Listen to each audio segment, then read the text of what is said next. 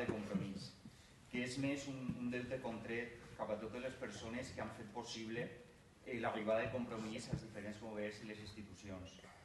Pot ser que molts no en conegueu el no militar, però la meva simpatia cap a compromís ha sigut constant, encara que també és crítica i condicionada, a que continuï aprofundint en unes polítiques que porten els canvis tan necessaris per a molts i tan urgents per a uns altres.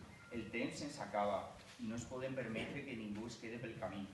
La meva trajectòria política ha sigut l'activisme als carrers. Les protestes per l'actuació de Rita Barberà al Cabanyal em van aproximar a Compromís. En 2011 va sortir el 15M i tot és revulsiu per a la manera d'entendre la política.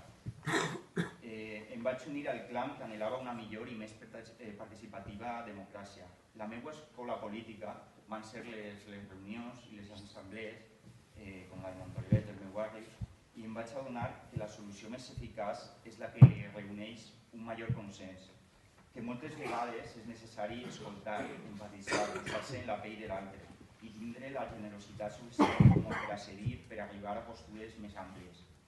He continuat col·laborant amb diferents col·lectius i causes, com la PAC, contra el TTIP o pel tancament del CIE. He conegut a persones fabuloses i he tingut la sort d'haver après de totes elles.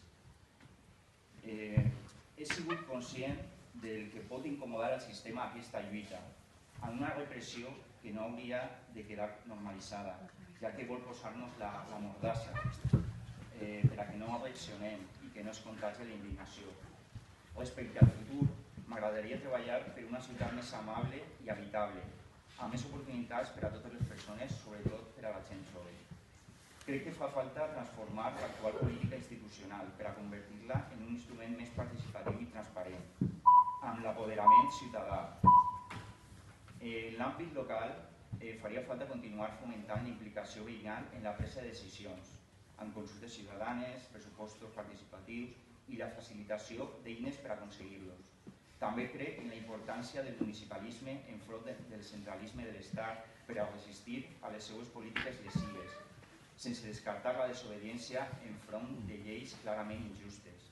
Fer una política pròxima, per la qual la ciutadania se senta interessada, ja que la seva opinió i participació no fos accessòria, sinó també decisiva.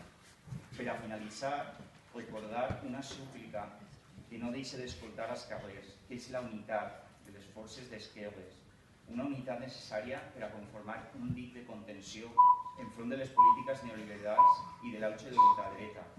Hem de ser un bloc progressista, feminista, ecologista, antiracista i antifeixista, que revertisca les reculades en matèria social i construïsca un futur més tolerant, on sacres com el masclisme o el racisme siguin un marcador. Hem de dirigir la campanya a dirigir al carrer, als mercats, als barris i a les universitats, on fer assemblees i no actes encotillats. Sent conscient de les dificultats, però amb ganes i amb il·lusions renovades, em presente a aquestes primàries. Moltes gràcies.